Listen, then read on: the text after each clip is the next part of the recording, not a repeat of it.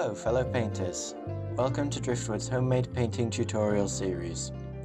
Today, we're going to be attempting one of the Saurus warriors from Games Workshop's Start Collecting Seraphon set. They are a nice miniature with some good details and plenty of variation on colour design, but we're going to paint them like the box shows, with a primarily blue skin and a red shield. Let's get started.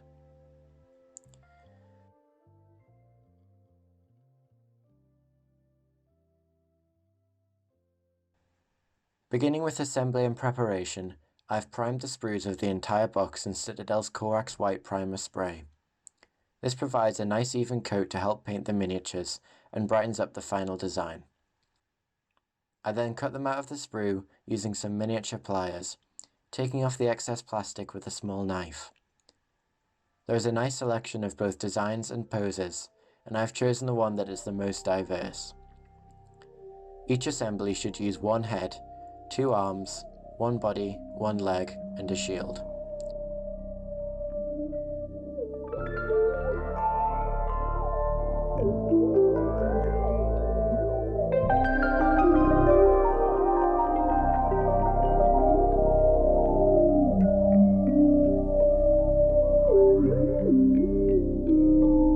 The shield should be kept on the sprue for ease of painting. Once this is all done, we can move on to the bonding stage.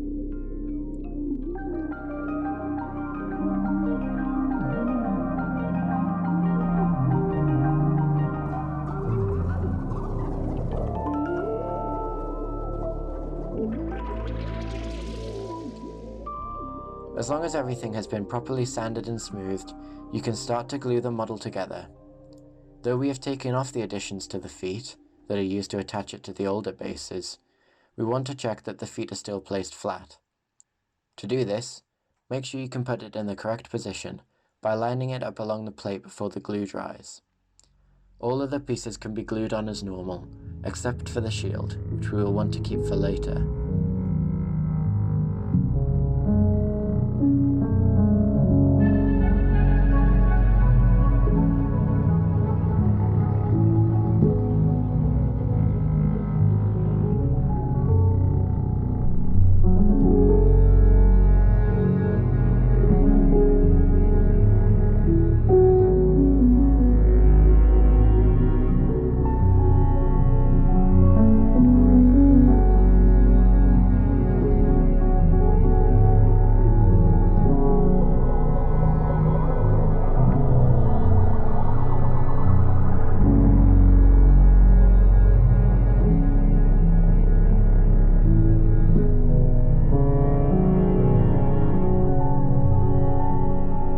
After this is done, glue the model to the base and attach the figure to the holder.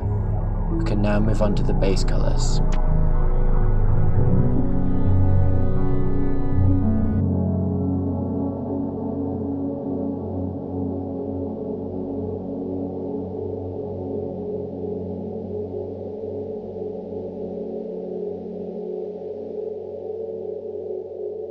Starting with Avalan Sunset for the eyes, as it can allow us to fix it up with the skin tone later, you want to drag the brush along the side to catch just the eye bump.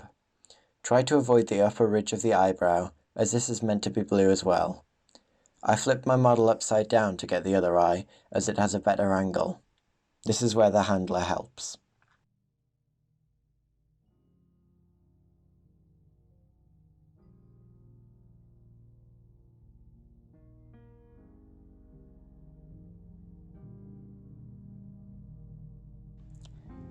Moving on to Xandri dust for the bone, we're going to place this on the toenails, not forgetting the sharp ones on the side of the legs. We should also place this along the spine spikes, not worrying about the metal as we will place it on later. Don't worry too much about overspilling to the scales, as these can be fixed later on.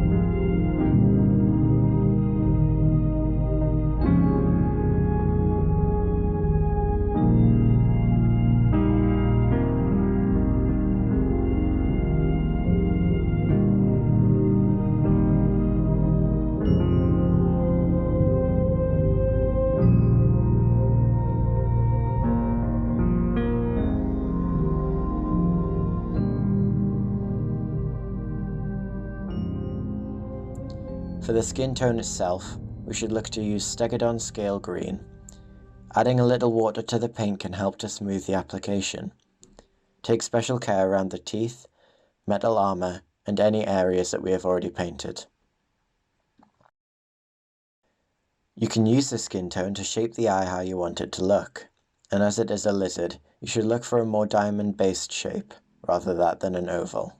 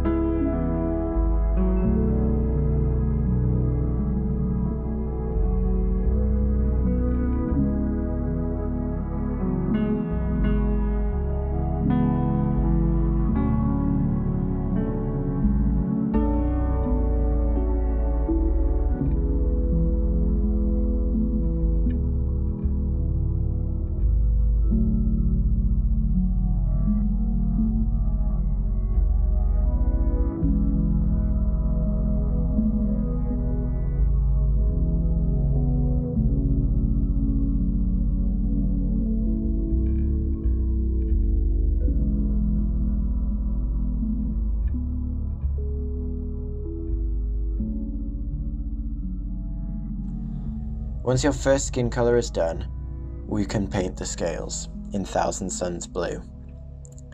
We want to paint this over the top of the already existing Stegodon Scale Green, but only on any of the sections where we see some scales, as this provides variation in the design of the miniature.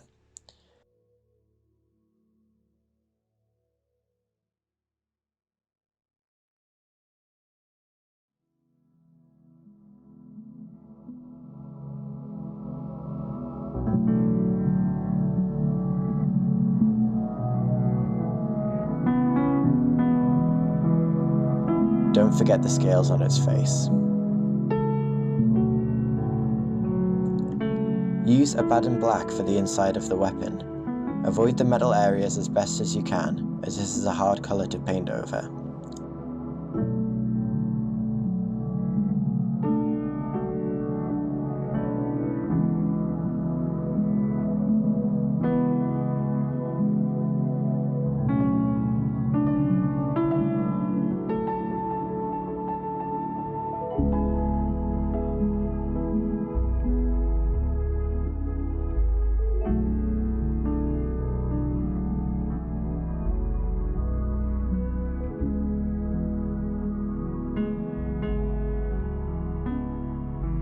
Attributor armor can be used on all of the metal areas. This, as it is a metallic paint, should not be used with any water to dilute it, as this can dull in the shiny effect. If needed, add another layer to areas which need it. You want to wait on painting the ends of the spine spikes, but the tags on his chin and the end of the weapon can be painted gold for now.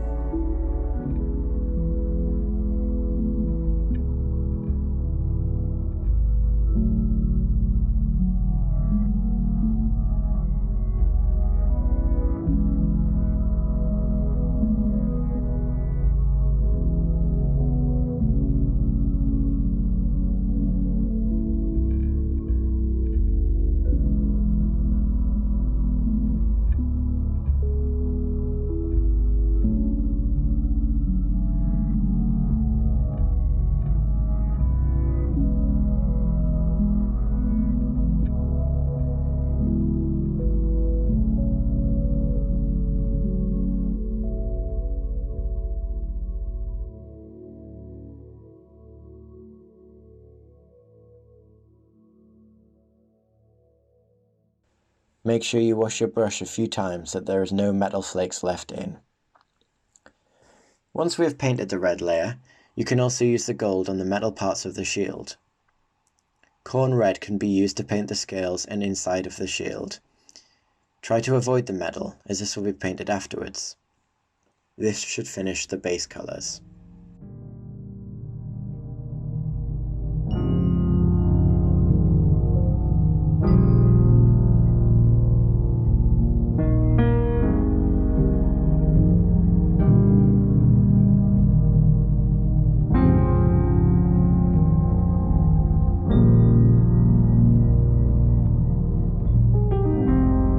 There is only a few shades to use, starting with Seraphim Sepia. We are going to apply this to all of the bone areas, as well as the metal and black of the weapons and armour. This just darkens the shadows for you and provides some nice definition.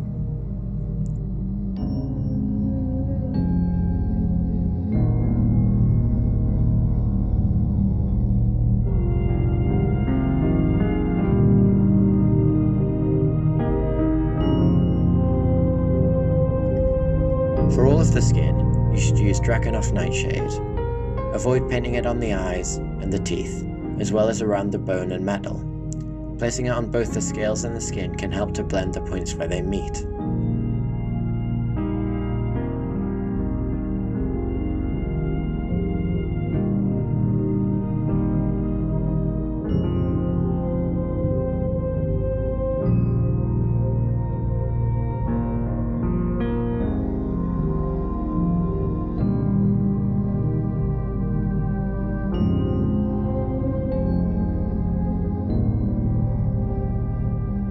Caraberg Crimson can be placed on all of the shield, including the metal, as it provides a red tint to the whole piece. These, once left for 30 to 45 minutes, can complete the shading and shadow. Onto the highlights and detailing.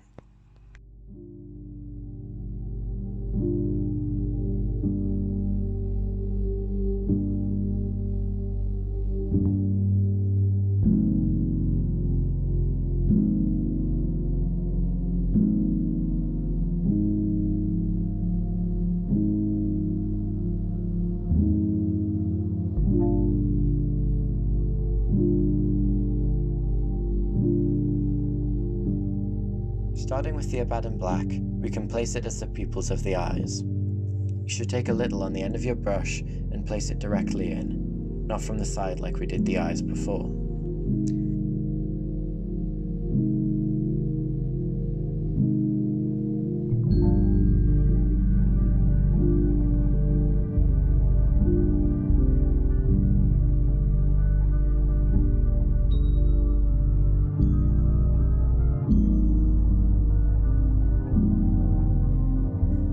Xerius Purple can colour the tongue. Make sure to get the underside and avoid the teeth as best as you can, though these can be fixed later.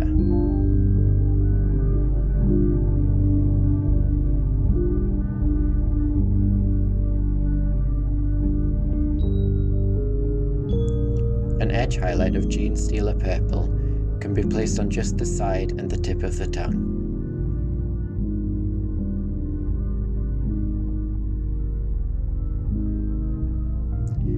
A Shabti bone can highlight the nails and spine spikes, taking care to only paint the upper side.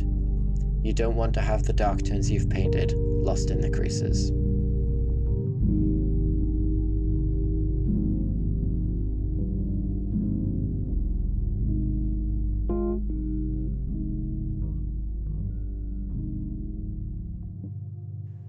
Auric Armor Gold can highlight the golden metal areas. Paint only the top sides of the golden items, and focus most of your highlighting towards the smoother sections of the armor, and the sharper sections of the weapons. The upper side of the spine spikes can have a strong highlight too. Don't forget about the shield.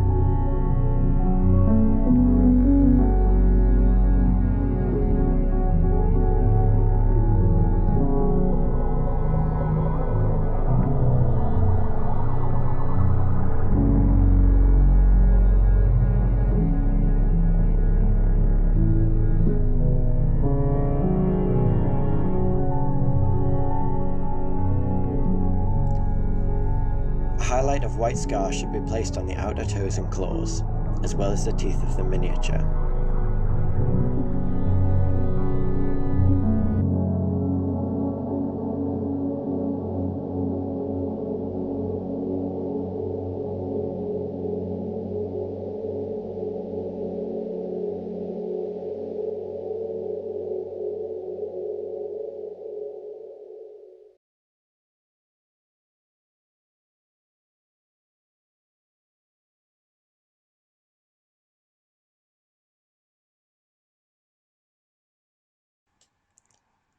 Now to highlight the skin. Use Sotek Green on all the flat sections of the skin only, providing a base highlight that we will add to with the next layer. Avoid highlighting the scales completely, but take care to highlight only the top of the skin. Areas like underneath the body and chin should be left. Watch out around areas you have already painted, of course.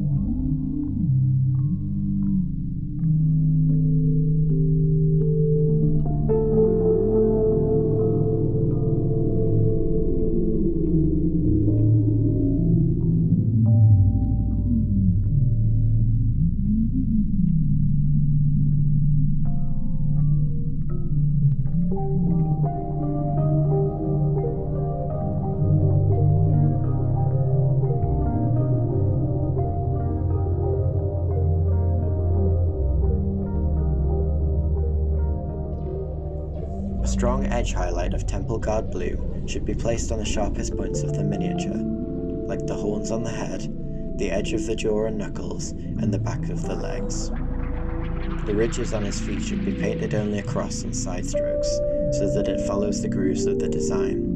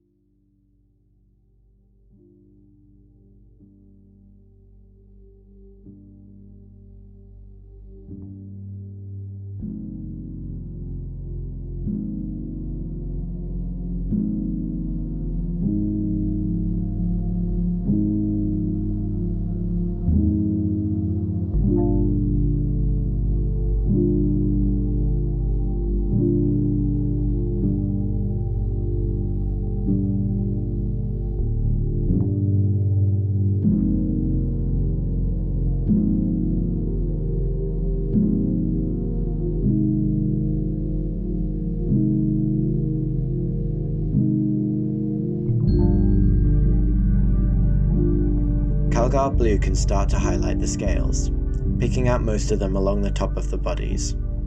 Extra care should be taken to avoid getting any paint in the cracks of the scales, as this will ruin the effect we have built up. This can be achieved best by painting either with side strokes and thick paint, or by using accuracy in a very small brush.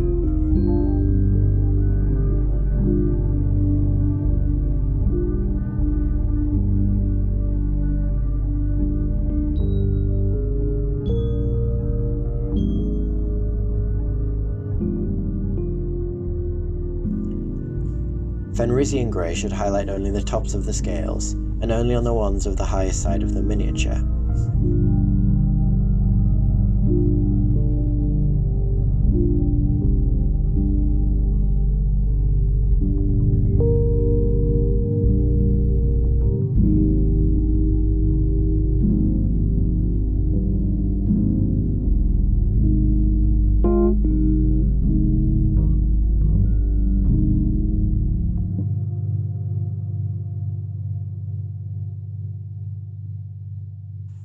Don't forget the scales on the face.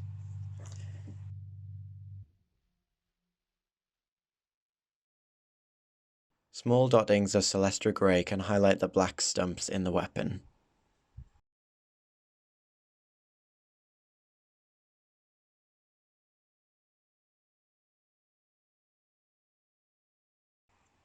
Corn red can now be used on the tags under the chin and on the sword.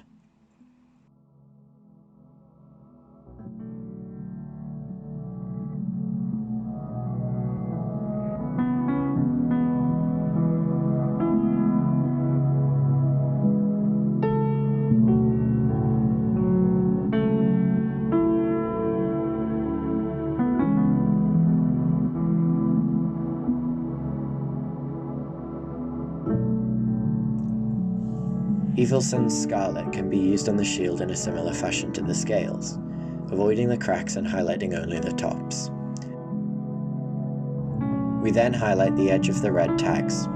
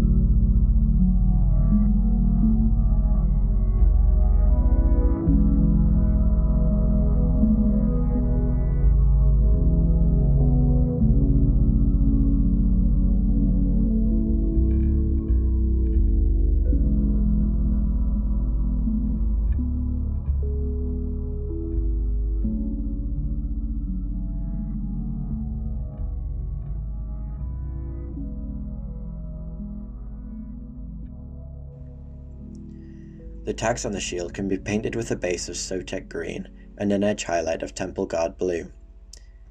I then glued the shield to the miniature, using 2 handle edges as a mark of where to put it. We can now move on to the landscaping stage.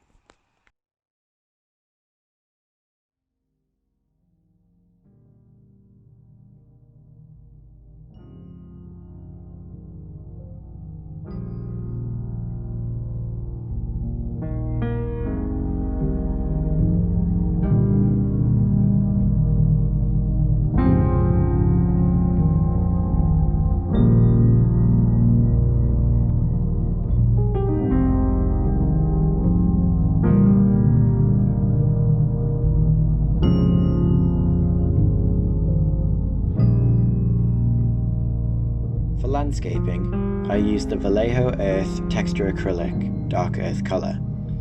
I placed it on using the Citadel landscaping tool, spreading it around evenly and generally avoiding the most of the miniature's legs. However, a few splashes can be placed to give the effect of mud.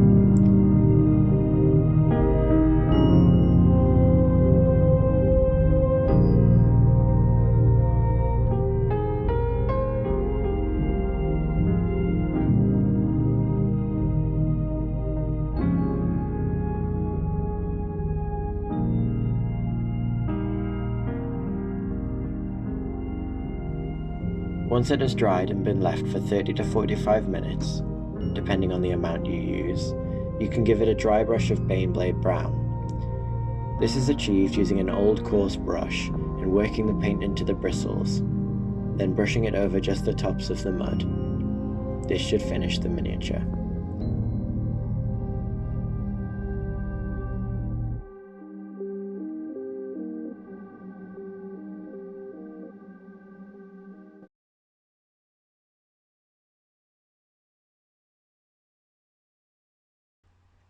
Thank you for watching. Any questions you have, please comment below, and I will do my best to respond to them. Keep an eye out for future videos on other figures soon.